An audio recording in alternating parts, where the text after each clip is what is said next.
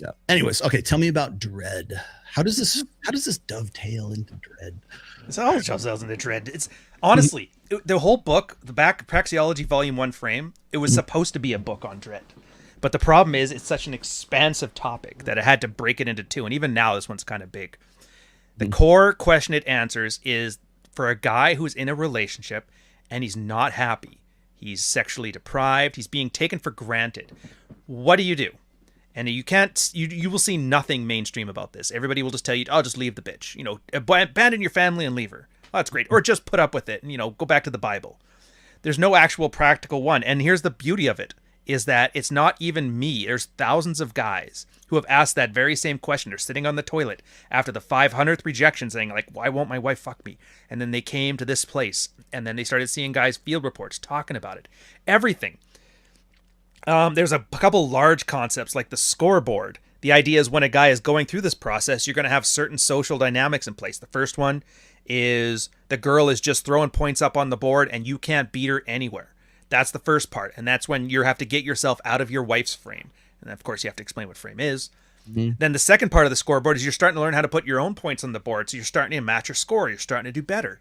And that's great. And that's how you get to that second spot. That's where a lot of this fuck that bitch, I do what I want part comes from. And then the third part, you have to realize, like, this isn't my arch nemesis. This is just, this is just my girl and she's valuable and I've decided to keep her or not. And you throw the scoreboard away. You stop keeping score. But you kind of have to go through that process. And some people start in the middle. Some people start at the end. But you'll eventually all get to the same place. You also understand, after seeing about a couple thousand guys doing this, that there's really only three dysfunctional types of relationships. There's either we always use the captain first officer model, which I know you have issues with. It's either the drunken captain that ceded his responsibility and his wife begrudgingly takes it up. Then there's the neurotic captain and his constantly complaining passenger, guys who are walking on eggshells, afraid of their wife's emotions, trying to save her. The third type is the captain and her husband. These are the types of women that they didn't want a strong, independent man. They've had some issues in the past, and they want a floor mat, somebody they can walk over. Kind of like that savvy chick's husband that we interviewed a couple years back. Ah, But mm, here's and then some guys they used to be the Chad. They picked up all the women back in the day, and then they decided to pick one and settle down.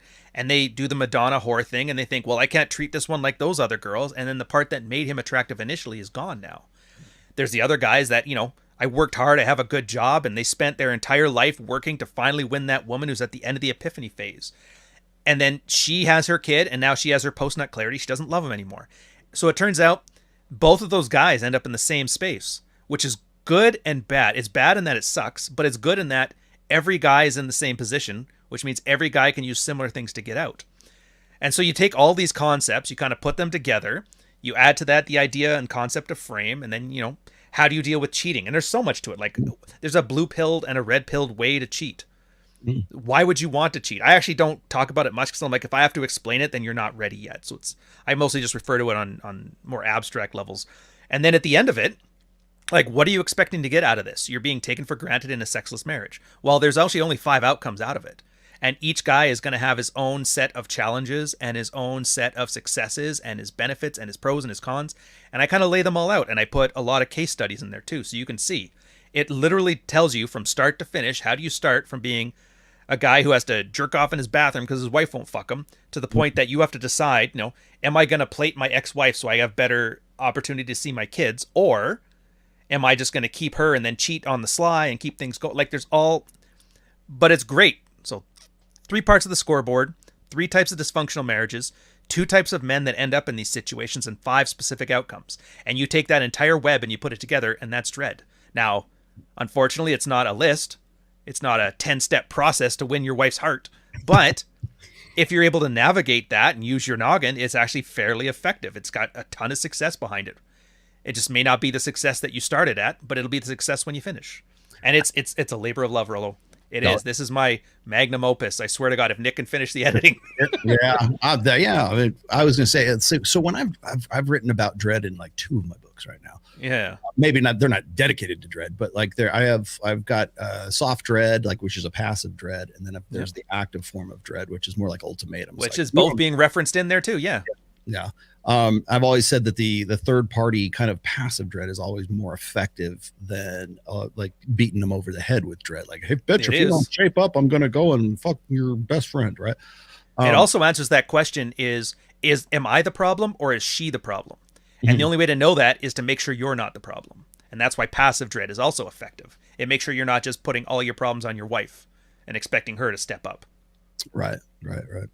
Thank you, Kate, for that. To Good dread game. Well, okay, so I think a lot, like one of the problems I think with, I'm glad you're using the word dread, the term dread, because I even go in why I specifically keep the word dread.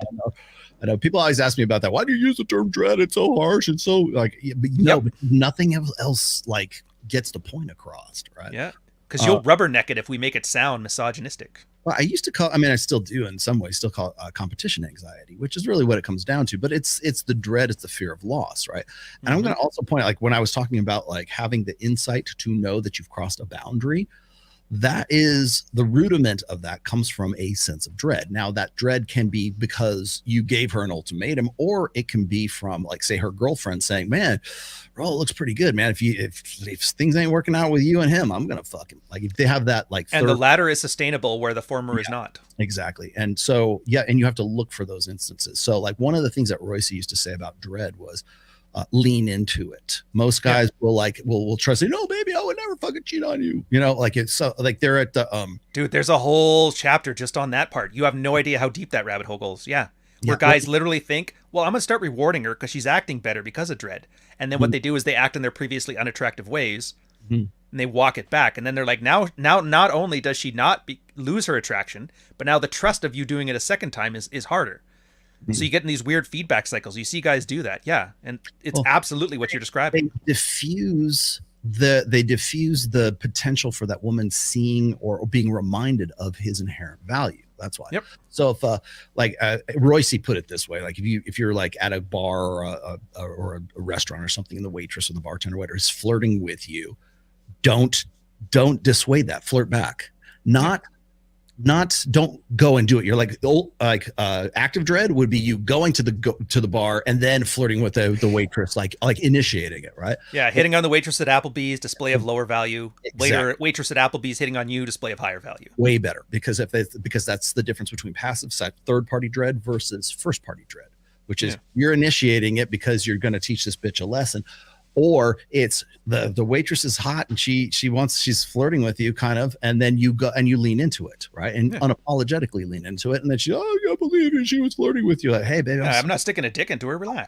I'm with you, don't worry, but like I can't help it, you know, I'm just fucking naturally not charming, you know, like that kind of shit. Because what that is it's a reminder of your inherent value. And by the way, when you get into a monogamous relationship, whether it's a marriage or it's a girlfriend thing, whatever, a long-term relationship, there become fewer and fewer opportunities for that woman to be reminded of your inherent value, why she got with you in the fucking first place, right? Because all her girlfriends want to fuck you too. You had social proof and you had pre-selection at some point along the way before you said, yes, I'll be in a committed relationship with you. That dread, that anxiety, that urgency to have marathon monkey sex with you is now replaced with rapport and familiarity and comfort and everything else. And so she doesn't feel like she has to put that much energy into it anymore. You get sexless marriages, yada, yada. But really it comes back to the point where that woman is not reminded of what the fuck she has in the first place. Right. So, like when I just got an email from this like about a month ago. This lady was saying that like when me and Mike do the female delusion calculator on Access Vegas, and we put like some guy in, like they always like come up, you know, we let the girls usually put the data in, right?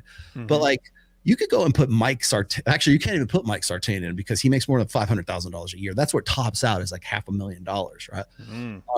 And so I can't even put myself in there, right? So I have to say, okay, well, we can top everything out. We can put like, okay, you're X amount of years old. You're in pretty good shape. You're not obese. I'm 5'11", right? I'm not 6 foot tall, but I'm not like 5'9", right? So I can put my value in there and I can see what percentage of the population that I am. And we're just using basic CDC information and Census Bureau information. We're not talking about has to be the same religion, has to be, it's the list tops out pretty damn quick. Yeah. And so you go and you look at the rarity of the guy that she's with. Like I had women do this. They would take their stats of their husband and they will put them into the delusion calculator and they'll go, Rolo, you've changed my relationship because I realized that this guy is like the shit, even though I smell his farts every day and I know what he looks like in the morning, and we're eating breakfast across the table from each other. I have a new appreciation for my husband because I realize that if I were to go and try to get this guy out there right now, there's no fucking way I would ever be able to get that guy again. And so they have this new appreciation for him. And then suddenly maybe they want to have sex with him again because they realize they are reminded of the value of the guy that they happen to be with. That woman who has the insight to do that is a rare fucking animal today.